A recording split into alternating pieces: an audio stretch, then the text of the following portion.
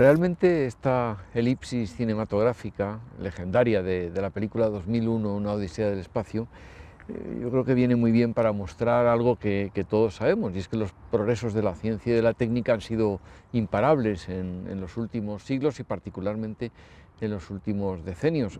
Es verdad que hoy en día la gente pues vive prácticamente el doble de lo que vivía hace un siglo como media. Hoy en día se puede cruzar el planeta de punta a punta en poco más de 24 horas, al contrario que el bueno de Phileas Fogg hace 100 y pico años, que tardaba el pobre 80 días, y que la circulación de los medicamentos, de las informaciones, de todo tipo de bienes y servicios se ha vuelto imparable, prácticamente enloquecida. Y todo esto ha ocurrido, ciertamente, gracias a los avances de la ciencia y de la técnica. Por eso yo creo que resulta bastante fácil entender que ya desde el principio de la modernidad muchos pensadores de lo que hoy en día llamamos las ciencias sociales hayan pretendido basarse en los métodos de las ciencias puras, de las que realmente conseguían resultados de transformación eficaces, para avalar sus propias y cuestionables ciencias, es decir, para conseguir para estas supuestas ciencias sociales como mínimo el mismo reconocimiento que han tenido siempre para sí, gracias a sus éxitos, las ciencias formales, físicas, naturales. Bien has mencionado, y seguro que lo conoces perfectamente, cuando has referido a la modernidad, que por ejemplo Thomas Hobbes construyó su teoría del Estado a partir de los fundamentos de la geometría. Otro tanto de lo mismo pretendió hacer o hizo Spinoza para la ética, sirviéndose de la axiomática matemática, construir una ética que fuera universal. En un ámbito quizá más especulativo, Descartes intentó erigir todo el edificio del conocimiento a partir de la axiomática geométrica. Y también Kant, en su crítica de la razón pura, trató de hacer lo mismo, es decir, progresar en el ámbito del conocimiento de la misma manera que Newton había conseguido hacer progresar las ciencias en el ámbito de la astronomía.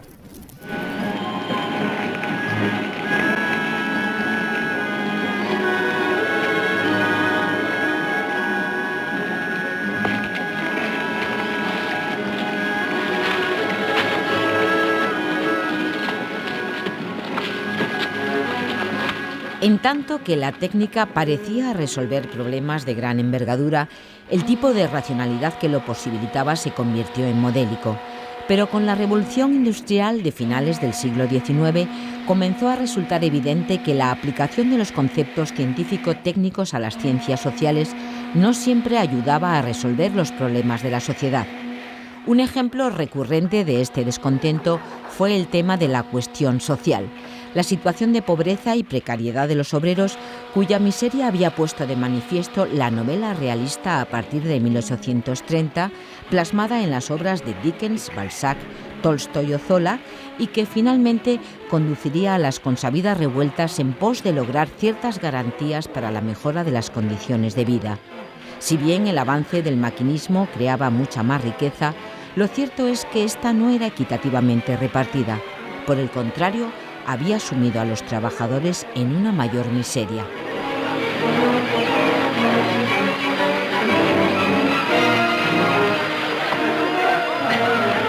¡Es que no baja nadie! ¡Todavía no han muerto todos!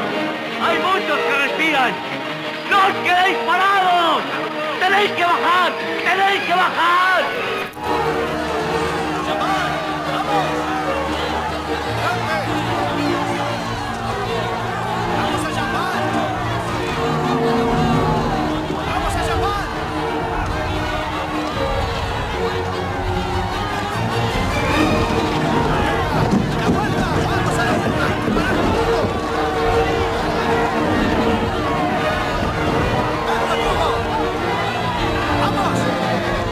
¡Daos prisa! ¡Que paren de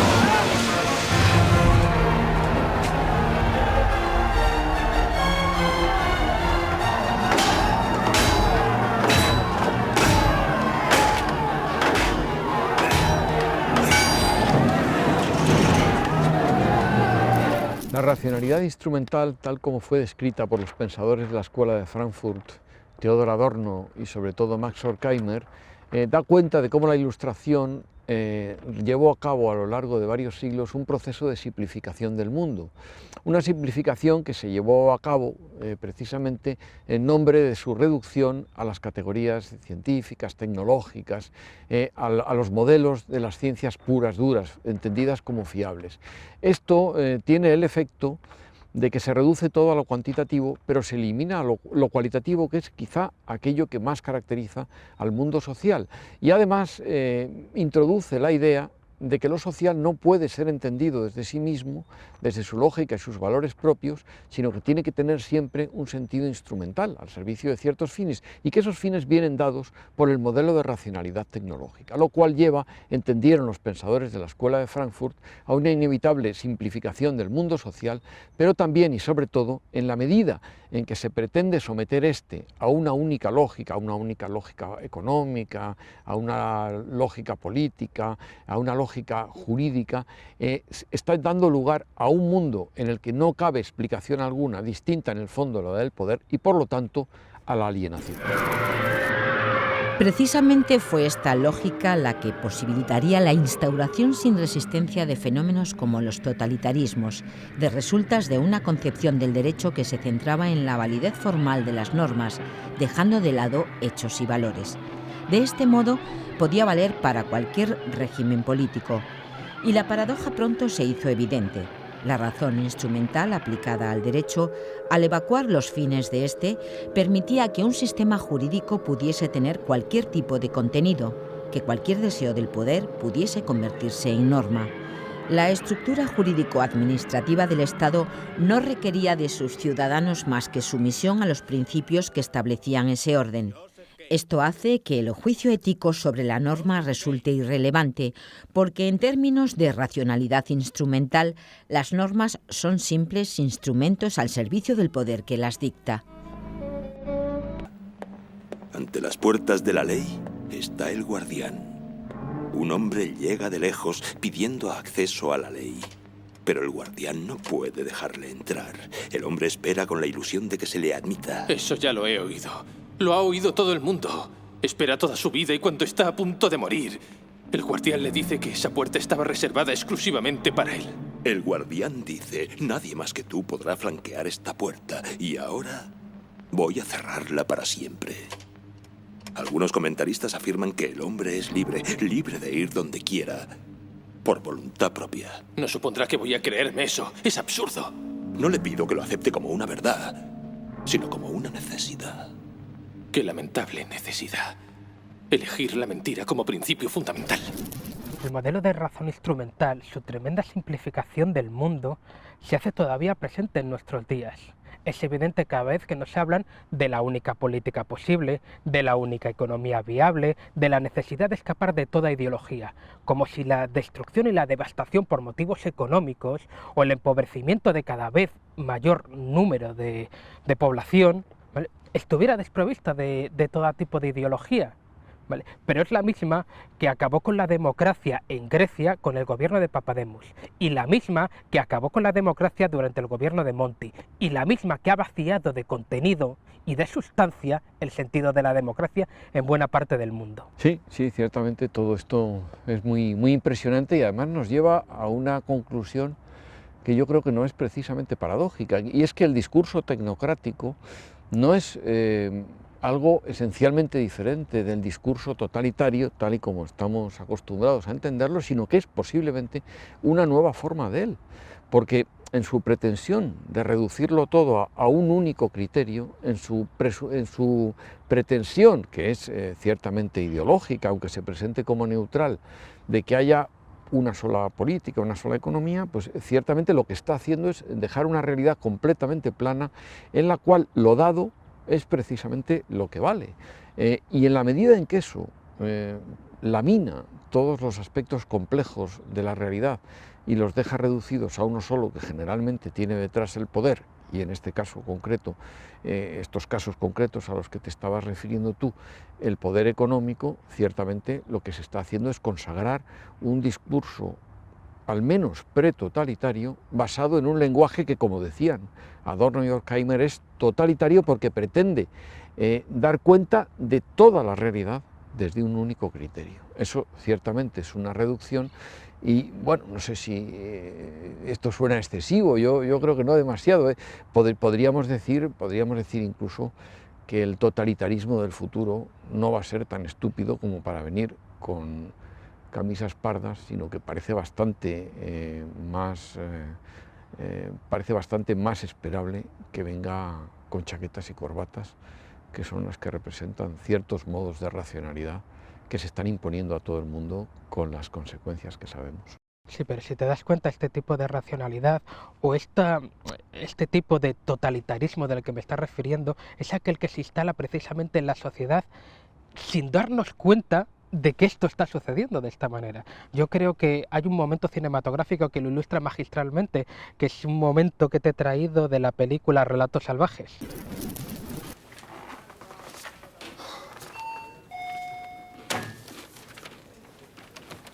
¿Qué tal? Buen día. Buen día. Mira, me hicieron esta multa. Yo ya pagué el acarreo, pero hay un error, porque el cordón estaba despintado. ¿Me permite? Sí. Son 560 pesos. Mira, yo estoy un poco nervioso, así que te pido que por favor me escuches. Sí.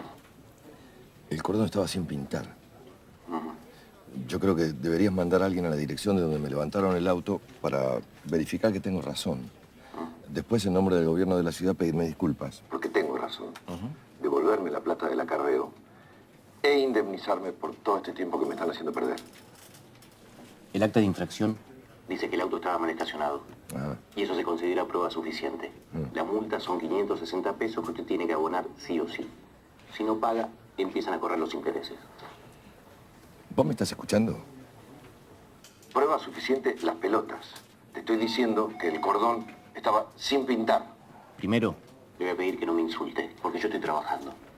Segundo, usted debería informarse sobre cómo funciona la ley. Que desconozca las normas no implica que esté exento de pagar las consecuencias por incumplirlas. Usted mañana mata a alguien y después dice, no sabía que no se podía matar. Va preso. Está bien, por ahí nadie se lo explicó. Pero va preso igual. ¿Se entiende? Este ejemplo que acabas de dar es bastante desacertado. Con ese criterio yo tendría que saber de memoria cuáles son las calles en las que se puede estacionar y en las que no se puede estacionar, independientemente de que estén bien o mal señalizadas. Exacto. La información está disponible en la página del Departamento de Tránsito. Bien. Necesito hablar con un superior tuyo, por favor. No hay ningún superior para llamar. ¿Ah, no? Ajá. ¿Quién sos? ¿El presidente de la República, pelotudo? Caballero, hay mucha gente. Si usted no quiere pagar, por favor déjeme seguir atendiendo. ¿Qué se siente ser un chorro? Decime, contame. Seguridad, cabina 7. ¡Llamás a seguridad! Yo estoy haciendo un reclamo, me estoy defendiendo como un ciudadano y soy un delincuente. Tenés que llamar a seguridad.